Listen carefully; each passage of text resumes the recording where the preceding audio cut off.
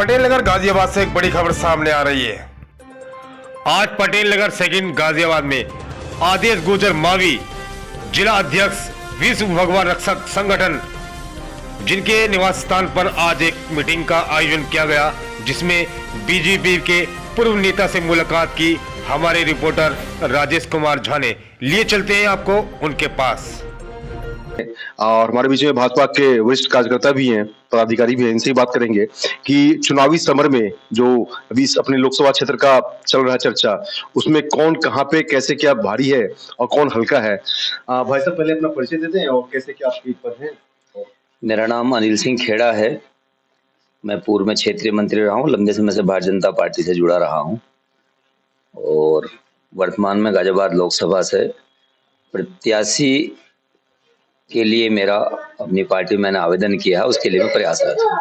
तो अभी जो चुनावी चल रही है लोकसभा की गाजियाबाद में, खास के गाजियाबाद में कई लोग अपने आप को प्रबल दावेदार कह रहे हैं, और जबकि हमारी जानकारी में यह भी आया कि आपने भी नामांकन की तैयारी में आप भी है पूरी तरह से, और लोगों की रुझान भी है आपके प्रति। तो कैसे क्या देख रहे हैं आप आने वाले समय में? लोकतंत्र है, लोकतंत्र में किसी को भी अपने आप को कहीं से भी आवेदन करने का अधिकार है। प्रत्याशी के रूप में हम जिस दल में काम करते हैं उस दल से अपेक्षा करते हैं, लंबे समय काम करते करते तो सभी को यह अधिकार है, कोई कहीं से भी एसएस के लिए प्रयास कर सकते हैं। मैं भी यहाँ गाजियाबाद लोकसभा से अपने आप को प्रत्याशी के रूप में देखना चाहता हूँ और लंबे समय से मैंने भारतीय जनता पार्टी और समाज जीवन में मैं सक्रिय हूँ, कार्यरत हूँ, इस नाते मैं प्रयासरत हूँ। कब से है भारतीय जनता पार्टी में? मुझे लगभग पहले संघ में और उसके बाद भाजपा में लगभग 25 वर्ष मेरे सार्वजनिक जीवन के पूरे हुए हैं और लगातार सक्रिय हूँ। और जैसे कि गाजियाबाद में देखा जाता है कि अलग अलग विधानसभा क्षेत्र हैं और अलग अलग क्षेत्रों की अलग अलग समस्याएं हैं, जो सांसद के रूप में पहले भी विगत समय में जो हुआ है कि लोगों की नाराजगी रही है सांसद के प्रति, खास के भारतीय जनता पार्टी में, ऐसा क्या कारण रहा है? व्यक्ति से नाराजगी हो सकती है, व्यक्ति का स्वभाव, उसकी विचार, उसकी सोच, ये कहीं ना कहीं प्रभावित करती है समाज जीवन के क्षेत्रों में। भारतीय जनता पार्टी से किसी की नाराजगी नहीं है। केंद्र में मोदी जी की सरकार है, मोदी के नेतृत्व में पूरा देश एक साथ मिलकर चल रहा है। कहीं किसी व्यक्ति से नाराजगी होना ये स्वाभाविक प्रक्रिया है, ये हो सकता है, सामान्य बात है। नहीं, इसके साथ साथ ये भी एक आरोप लगाया जाता है खासकर भारतीय जनता पार्टी के ऊपर कि गाजियाबाद में बाहर के ही प्रत्याशी को लोकसभा के लिए अक्सर चुना गया है। ऐसा क्या कारण है और ऐसा क्यों हो रहा है? अब ये अधिकार तो भारतीय जनता पार्टी के जो सेंट्रल पार्लियामेंट्री बोर्ड है उसके पास सुरक्षित है। हम सब भारतीय जनता पार्टी के कार्यकर्ता हैं, जो सेंट्रल पार्लियामेंट्री बोर्ड का निर्णय होता है वो हम सभी कार्यकर्ता उसको स्वीकार करते हैं, उसके अनुसार कार्य करते हैं।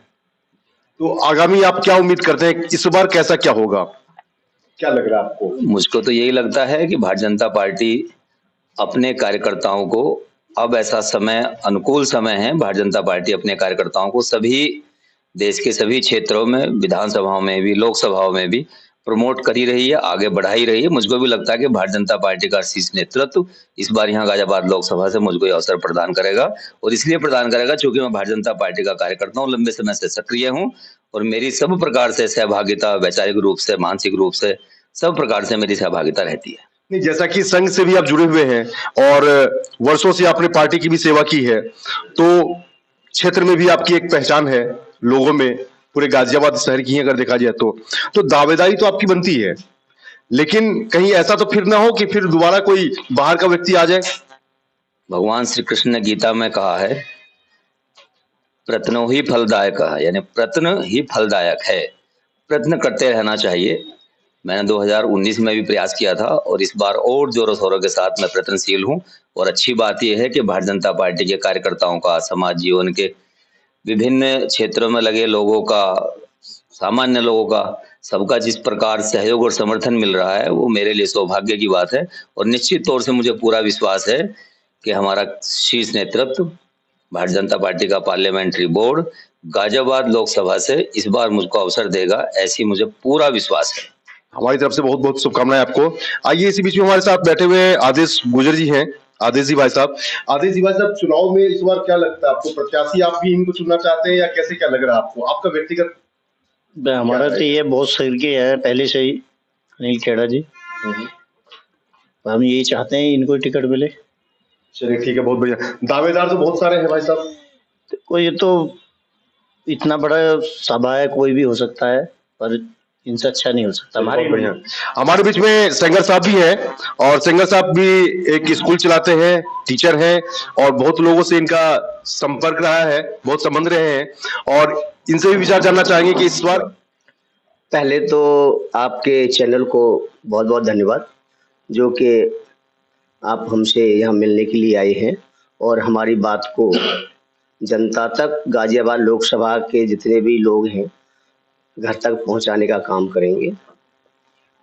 अभी जैसा कि आपने पूछा, हमारे भाई अनिल खेड़ा जी हैं और मेरी जहाँ तक समझ है, मैंने इनको संघ में भी देखा है और भारतीय जनता पार्टी में भी एक कर्मठ कार्यकर्ता के रूप में देखा है जी और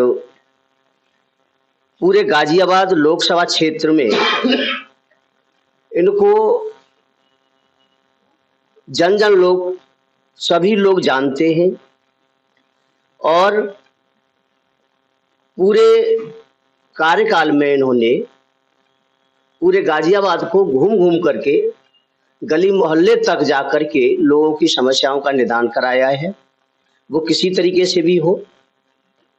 और गाजियाबाद की जो जनता है वो चाहती भी है और भारतीय जनता पार्टी से निवेदन भी करती है कि अब के जो प्रत्याशी हो हमारे गाजियाबाद का हो और सबसे ऊपर जो नाम है इस समय हमारे जो अनिल खेड़ा जी हैं उनका नाम है और हम भी भारतीय जनता पार्टी से निवेदन करते हैं कि इनको यहाँ लोकसभा का प्रत्याशी बनाया जाए और हम इनको भारी मतों से जिता करके लोकसभा में भेजेंगे। ये सवाल, एक आखिरी सवाल आपसे है कि पार्टी सिर्फ आपको ही टिकट क्यों दे? ये बहुत शानदार सवाल आपने किया कि पार्टी मुझे ही क्यों टिकट दे। सबका अपना अपना पक्ष अपने लिए रहता